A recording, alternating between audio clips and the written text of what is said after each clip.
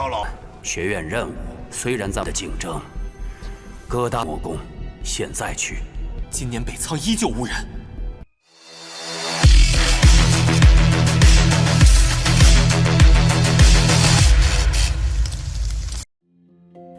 Halo semuanya, selamat datang di Ruang Cinema. Bagaimana kabar kalian semua? Semoga selalu sehat dan baik-baik saja. Sesuai jadwal, jadi pada hari ini kita akan kembali melanjutkan series Donghua The Great Ruler season kedua episode terbarunya. Bagi yang baru menonton series ini, kita sarankan untuk nonton season pertamanya dulu. Kalian bisa cek di link playlist atau di link yang sudah kita sediakan. Tanpa berlama-lama, langsung saja kita mulai alur ceritanya. Kita dibawa ke aula akademi di mana terlihat kalau para tetua sudah berkumpul di sana.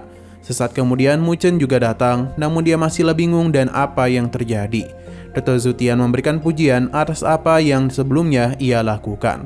Tapi mereka kesal karena naga hitam telah melanggar peraturan. Ketua akademi memuji kelembutan hati Muchen. Sesaat kemudian dia mulai melakukan sesuatu di mana ternyata di dalam tubuhnya itu sudah ditanamkan segel Longmo, tepatnya pada pilar Dasumi. Muchen tentu saja sangat panik, tapi ketua akademi menenangkannya karena merekalah yang bertugas untuk membantunya bertarung. Semua tetua pun akan membentuk formasi, sementara Muchen berada di tengah-tengah. Dia itu harus mempertahankan jiwanya, sementara sisanya serahkan saja kepada mereka. Sesaat kemudian mereka mulai melanjutkan proses penghilangan segel. Ini sepertinya setelah sakit karena bagaimanapun segel itu berada jauh di dalam diri Muchen. Sesaat kemudian kekuatan dari pilar Dasumi muncul, diikuti juga oleh kemunculan dari pilar tersebut. Tapi pilar ini mengalami sesuatu yang aneh karena ternyata dia ingin kabur. Para tetua tidak akan pernah membiarkan hal tersebut terjadi. Rantai pun dikeluarkan untuk bisa menahan pergerakannya. Sementara itu, perlahan kekuatan dari pilar ini mulai terserap kembali ke dalam tubuh Muchen.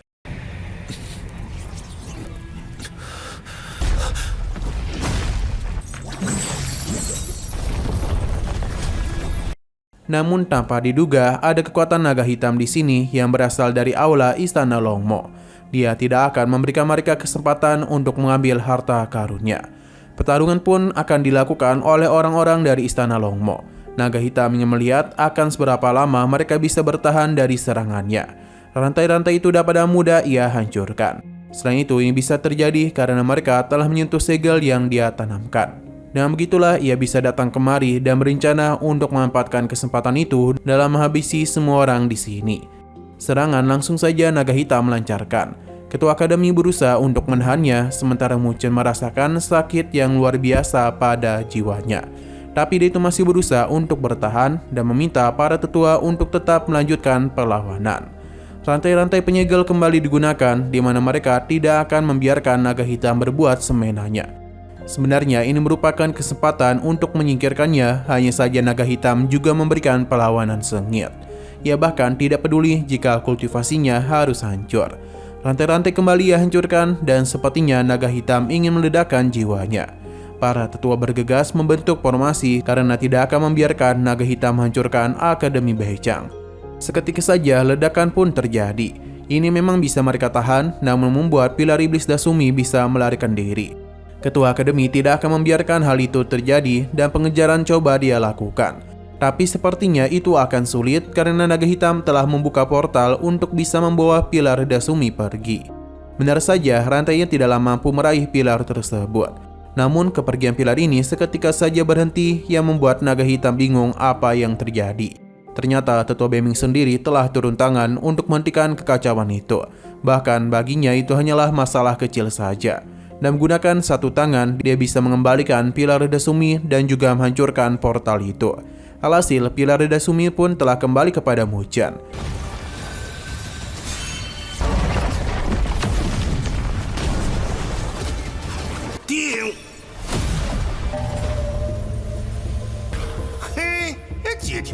Sementara naga hitam sangat kesal dengan ulah Beiming Longkun, yang mengakibatkan mereka harus kembali kehilangan pilar Dasumi.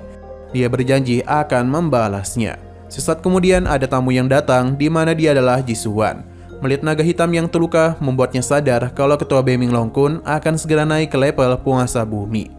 Namun tujuan Jisuan kemari untuk memberikan kabar baik kepadanya, di mana ini berkaitan dengan janji tetua Wuliang. Sosok tetua Liang pun muncul di mana mereka berdua merupakan rekan lama. Tapi masalah kali ini berkaitan dengan Akademi Shang.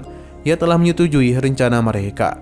Berhubung Akademi Beicheng sudah lama tidak mengikuti latihan di Gunung Shengling, jadi selama Mu Chen dapat ikut serta, maka rencana ini dapat dilakukan. Berpindah ke Akademi Beicheng, ketua Akademi sadar betul kalau target Istana Longmo adalah pilar Iblis Dasumi.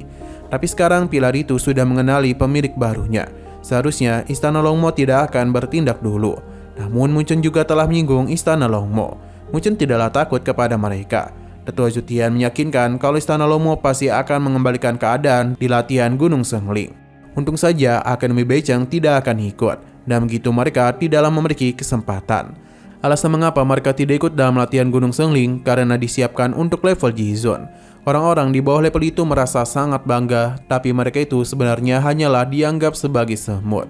Mu Chen tahu alasannya karena jenius yang berada di tahap akhir level Tongtian akan menghadapi 3 kesulitan. Jika mereka gagal, akan berhenti untuk memasuki ranah Jizun. Ini adalah rintangan raga, rintangan spiritual, dan juga rintangan 3 tingkat roh dewa. Jika gagal, maka roh dewa akan terluka. Tapi yang paling parah, mereka bisa saja meninggoy. Karena itu jugalah mengapa level Jizun cukup langka di dunia dakian.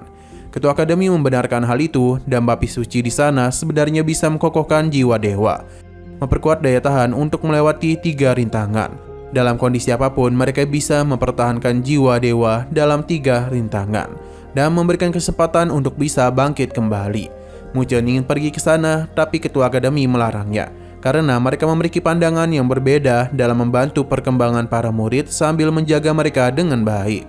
Namun di latihan gunung itu, berbagai sekte besar pasti akan menggunakan segala cara untuk bisa menjadi seorang Jizun. Ini terlalu kejam untuk mereka. Tapi Mu Chen tidak takut dan akan ikut serta. Tapi para tetua mengingatkan kalau dia itu sudah menyinggung Istana Longmo. Jadi jika Mu Chen pergi, maka dia adalah target utamanya. Mu Chen merasa jika Istana Longmo terus seperti ini, maka Beicheng tidak akan memiliki kandidat lagi. Meskipun begitu, bagi para tetua, nyawa mereka lah yang paling penting. Zutian mengingatkannya untuk tidak terburu-buru karena masih berada di level Huatian. Sedangkan para seniornya saja tidak melakukan apa-apa. Namun Mu Chen tahu mereka telah memohon sebelumnya, tapi tidak diizinkan oleh Ketua Akademi. Karena mereka tidak mengajarkan mendapatkan kekuatan instan dalam kesulitan. Tapi Mu Chen mengingatkan kalau mereka tidaklah boleh menyerah dan harus bangkit kembali. Dan itu merupakan ajaran dari Beicheng kepadanya. 则是能够助学院任务，虽然在的竞争，各大魔宫现在去，今年北仓依旧无人，残酷。院长， Karena Mu Chen terus memaksa, jadi mereka memberitahu kalau Akademi hanya memiliki 1 kota saja. Meskipun dia ingin ikut, mereka harus mengutus murid di level Tongtian. Sementara Mu Chen hanya di level Huatian saja. Mendengar hal itu, Mu Chen berjanji akan mencapai level Tongtian dalam waktu kurang dari sebulan. Tentu saja ini merupakan hal yang tidak mungkin terjadi. Apalagi Mu Chen baru mengalami kenaikan. Mu Chen ingin bertaruh kepada mereka bagaimana jika dia berhasil. Ketua Akademi setuju dan mempersilahkan Mu Chen untuk ikut jika berhasil mencapai level Tongtian. Sino berpindah kepada Lingsu, di mana ia merasa hal itu tidak mungkin dan meminta Mu Chen mengeluarkan kekuatan spiritualnya. Di mana ternyata kekuatan spiritual itu saling bergabung yang kemungkinan ada hubungan istimewa di antara mereka. Jika wanita dalam lukisan itu memang adalah ibu Mu Chen, lantas apakah dia merupakan gadis yang ingin ibunya nikahkan kepadanya? Mu Chen tentu saja terkejut karena menganggap ini tidaklah lucu. Lingxi meminta Mu Chen untuk menemuinya di belakang gunung. Sampai di sana, Mu Chen pun melihat Lingxi yang tengah mandi, di mana ini tentu saja pemandangan yang cukup mengasyikkan. Lingxi memintanya untuk tidak menonton saja dan segera masuk ke dalam kolam, agar dia itu bisa menyerap semua kekuatan sihir di tempat itu.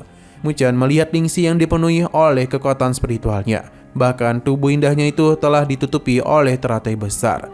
Tidak yang berlama-lama, Mu Chen pun segera turun ke kolam dan langsung saja melakukan penyerapan. Tidak hanya itu saja, dia juga menggunakan pagoda agung. Perlahan-lahan non pasti, sepertinya kekuatan yang Lingxi miliki telah terserap ke dalam tubuh Mu Chen.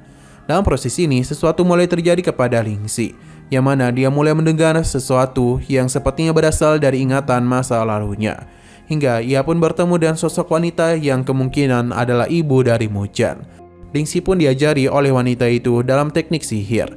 Oh ya, sebelumnya Lingxi ini telah ditelantarkan di jalan. Lingxi pun diminta untuk menggunakan perasaan dalam membentuk formasinya. Tapi siapa yang menduga Lingxi telah memilih gulungan yang sama dengan yang ingin dia berikan untuk Mu Chen. Lingxi kecil tidak tahu siapa itu, jadi wanita ini memberitahu kalau Mu adalah putranya yang sangat imut. Tapi dia itu lebih muda beberapa tahun. Ia harap ke depannya mereka berdua bisa bertemu. Wanita ini bernama Bibi Jing. Akhirnya Lingxi pun mengingat wanita dalam lukisan.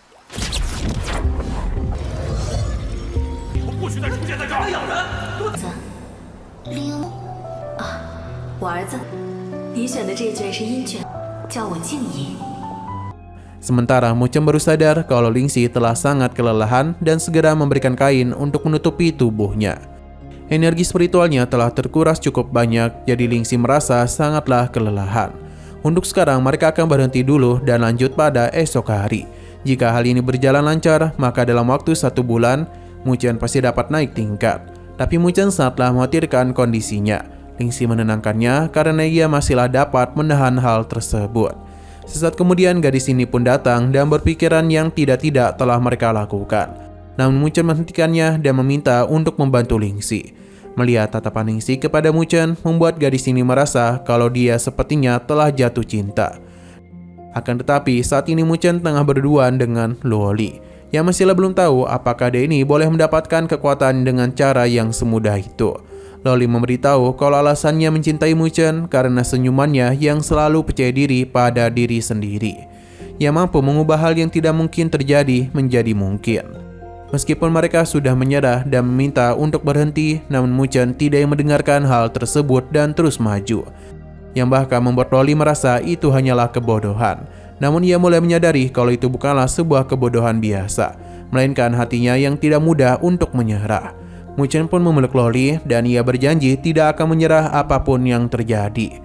喜欢你那始终坚信着自己的笑容，哪怕是我，但我还是不知不觉地被你影响。你和院长的赌约，乃至后来我发现。 Nah, sayang sekali lagi seru-serunya, episodenya pun harus bersambung dulu. Namun sebelum kita akhiri, seperti biasa kita akan melihat preview bagian selanjutnya. Lingxi memberitahu Mu Chen kalau dia masihlah memiliki satu jenis cara untuk bisa membantunya, di mana siraman aura spiritual matriks pengumpul tingkat 8 akan dia gunakan. Namun perlu diingat kalau matriks itu merupakan dasar dari Akademi Beijang. Jika ketua akademi sampai tahu hal tersebut, maka dia pasti akan menghabisinya. Namun Lingxi sudah membuat keputusan di mana kekuatan formasi ini langsung menghantam Mu Chen. Di sini kita juga diperlihatkan oleh sosok yang memanggil Mu Chen yang kemungkinan adalah ibunya. Sementara itu Mu Chen tengah kesulitan dalam menerima kekuatan besar ini, yang bahkan membuat semua rekannya menjadi begitu panik. 其实还有一种方法。可是刘月的根本，现。 是拿命跟咱们赌。 Oke, sekian dulu pada video kali ini. Untuk video selanjutnya akan segera hadir. Jadi bagi kalian yang ingin mengikuti series ini, langsung saja klik subscribe dan aktifkan loncengnya. Terima kasih yang sudah menonton video sampai habis. Jika kalian suka pada video ini, klik like dan share ke teman-teman kalian tentang channel ini.